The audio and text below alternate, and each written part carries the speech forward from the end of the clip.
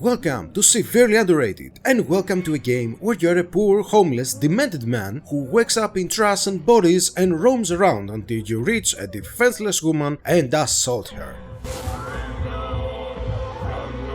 What the hell? Is this Homeless Simulator? After you give her a massive hickey that turns her veins inside out, you realize that she's your sister. You people disgust me. And as your strength slowly returns, you begin using your feet. You start with a good old cardio exercise to burn these blood calories that you've just gained. You run around, attack, isolate yourself from the world. This game was pre the nameless disease, mind you, and as all isolations from your responsibilities usually go, you put some lead into your chest. Let me check. Okay, is it pronounced Vampyr? Vampyr? Welcome to Vampyr! A vampire! Now, Vampyr isn't your classic I am evil and forces of darkness empower my coffee so I can deal with a world game. No, it's more like you start extremely weak during the outbreak of the Spanish flu in London, good times, right? And slowly but surely gain...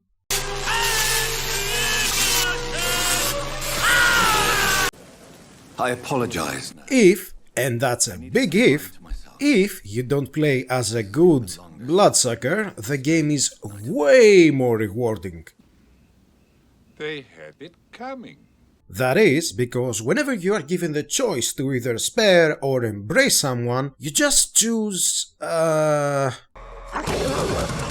So it's more of a multiple playthrough game to see all endings, because when I was playing it, I killed everyone, and when enemies were attacking me, my reaction was this.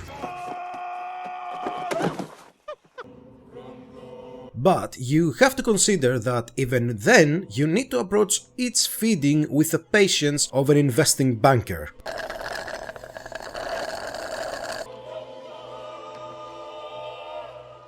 Why, might you ask, since my wife Christine no longer does? Because the actual geniuses that made this game, Don't Know the Entertainment, have done something really smart to avoid your killing every single character on sight. About your future. What is the Pembroke Hospitals? That is, the more you learn about their secrets and life, the more points you'll get at maximum when you feed off them. Good evening, nurse. I'm Dr. Jonathan Reed. And boy oh boy, do you learn a lot. This game should have been called Vampire Psychotherapy Bulimic Feeding Simulator or something, because each time I learn something new like a toddler discovering crayons. They are not for eating. Yeah, it gets kinda boring and tiresome after a while, but the point is that it gives the game the pace it needs to progress as you progress. It's hard, Doctor. Also, you know when in some games you kill a character and then someone else strolls along and replaces them and the store, warehouse, tavern, restaurant, beach bar they own just goes on existing? Let it go. Yes. All gone. Well, in Vampyr, whatever decision you make has a severe impact on the game. So when I fucked up, I went to the NPC's place and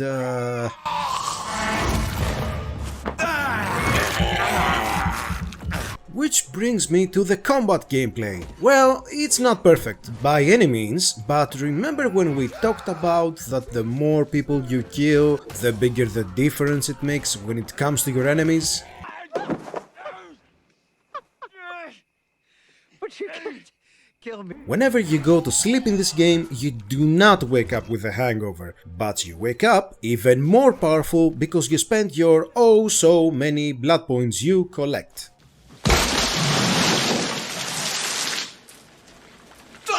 Oh my God! There's so much blood! You got your classic 3 bars, health, stamina and ketchup, which is like your mana for abilities as you roam around showing everyone what you can really do. And if you play evil, there's a lot that you can do. In any case, what stuck with me the most wasn't only the level design, since there are places to explore, but you also find that the streets are full of interesting characters, since your average walking, talking NPC isn't imprisoned in one area, leaving the rest infested with monsters. What are you? Well, Dr. Reed, if you must know, I'm a vampire.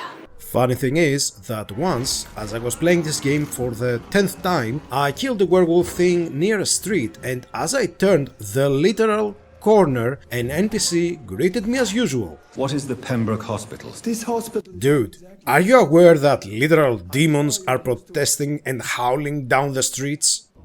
What sweet music, Dagmar. Still though, you find early on that, as always, humans don't really like the long-tooth disease and want to get rid of it as well as its carriers. Go figure. And as the story progresses, you're given choices. No, not to side with humans for God's sake, but to empower your vampire family or not, with a certain strategic turning of a human to a vampire. And you cleansed her before the hunters, I've been told. Well done, Dr. Reed. And I gotta say that the whole idea of empowering the evil and the rich after you killed every single enemy in your path doesn't sit very well with me. Slaughtering all those men of yours has left a nasty cramp in my leg, so kneeling will be hard for me. Yeah, what's mine is mine, and what's yours is very, very, very much mine as well. I don't believe I've ever met a man so bereft of empathy. You, sir, are despicable. Now, there are a few annoyances that you'll have to deal with. The map is not big, but it's big enough for you to want for fast travel to exist, which it simply does not.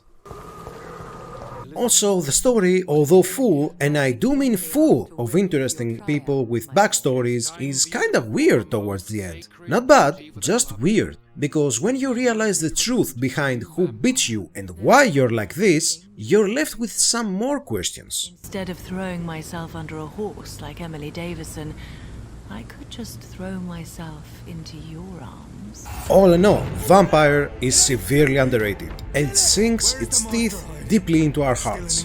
Get it? Giving us a good experience that to this day you will not find in a modern vampire game with decent gameplay and graphics. I shall return as your judge and jury. It takes a good old bite out of many good genres and swallows it down to mix it with all the best. Okay, I'll stop now. To eliminate us. See ya, boys and gals, and remember to be nice to one another, have fun, like and subscribe for more videos. Can vampires even fuck, Doctor?